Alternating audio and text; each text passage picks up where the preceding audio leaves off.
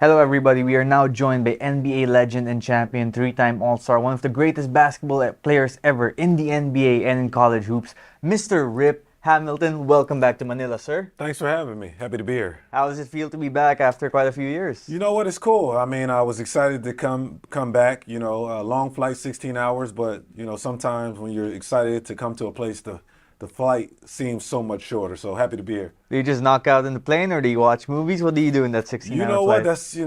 That's a good question. One, I'm able to catch up on emails. Two, with kids, younger kids now, them being into basketball, being into sports, not a whole lot of time to sit at home and watch like Netflix and stuff Right. like that. So caught up on a lot of my Netflix shows. Awesome, awesome. You know, everyone remembers you for your time as a Detroit Piston, and well deserved because of everything you accomplished. But I quite remember how you started with the Washington Wizards in those early years, and something significant to me was how you got to play with Michael Jordan and those guys. What's it like being teammates with MJ? I'm just curious. You know what? As a dream of mine, as a kid, I always dreamed about getting the opportunity to play against Michael Jordan, right? So to get the opportunity to play with him Right. was absolutely amazing. I mean, to get an opportunity to practice with him each and every day.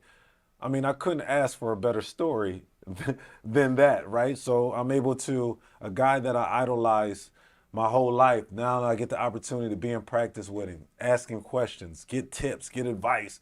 And he played my position, the shooting guard. So it was amazing, man. Like that was a very instrumental part in my journey. When I win a championship, I don't win a championship unless I get them little nuggets from Michael Jordan in my early days playing in Washington. Did he trash talk as much as people said? he did? Yes, but that's a part of the game, though. I Right. trash talk too, and when you're competitive and you want to compete, especially against the best, that's all a part of the game. So 2004, you win your championship with Detroit. Entering that series, many people think, okay, it's going to be a Lakers victory, right? Because of the super team they had back then. And you guys, not only did you beat them in 5 games. At what point did you Pistons know we are just better than these Lakers? Before the series even started. Really? Why so? Because we felt as though we were a really good team, especially early in the season. Me and Chauncey felt as though that we were the best backcourt in the league, but we were missing a piece, right? And once we added Rasheed Wallace to our group, then we knew it was game over because we knew we needed another guy there, especially in a post that could demand a double team. And Rasheed was that guy for us.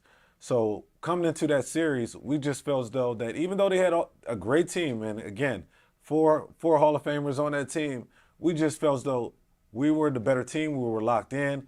We knew that if we can go to LA and get one game, we should have got both of them. But if we can get one, it's no way that they were going to beat us, especially on our home court in Detroit.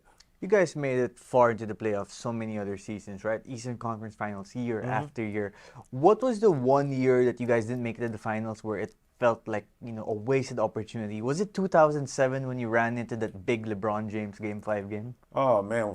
To be honest with you, it was every time we got to the Eastern Conference, other than the first year when we lost to the New Jersey Nets. That was before we got Rasheed Wallace. I just feel as though we were right there every year. And people don't understand how tough that is, that people are gunning at us each and every day. They know all our plays. They know what we're going to run. They know how we're going to play.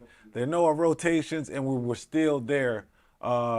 But it's tough. That's why I tell people it's tough to win an NBA championship. You got to be lucky, too. You got to be healthy. Everything got to be clicking at the right time. And like you alluded to, I mean, LeBron had I don't even really want to talk about that, but he had an amazing fourth quarter. And I bet you if we played them 5 games in a row, I bet that he couldn't do that on us 5 games in a row. Right. So, I mean, you live with the results, but like I said, we're just blessed to be able to share the floor with some great teammates, and luckily we got one. Rip, you were a great player, but you were able to do it without being the most athletic guy on the court at all times, not the fastest guy. You did it with smarts, with wits, with experience, right? And that might be a challenge that Filipino basketball players with NBA dreams have. How can I make it to D-League without being as athletic, without being able to jump as high, being as strong as the other guys?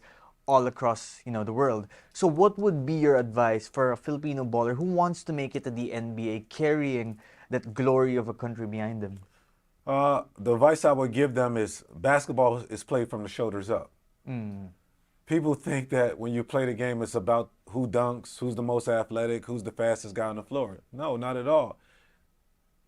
In my opinion, is yes, that has a part to do with it, but it's the ones that have a high level of basketball IQ. It's the one that understand the fundamentals of the game. I think fundamentals is a lost art in our game today because now people are looking for the wow factor. Oh, he walked in the room. He's 6'10". Oh, he can put his elbow on the rim, but can he play? Do he understand how to, get a shot? Do he understands how to play with 4 other guys on the floor? If he's a point guard, do he know how to set his teammates up on the floor?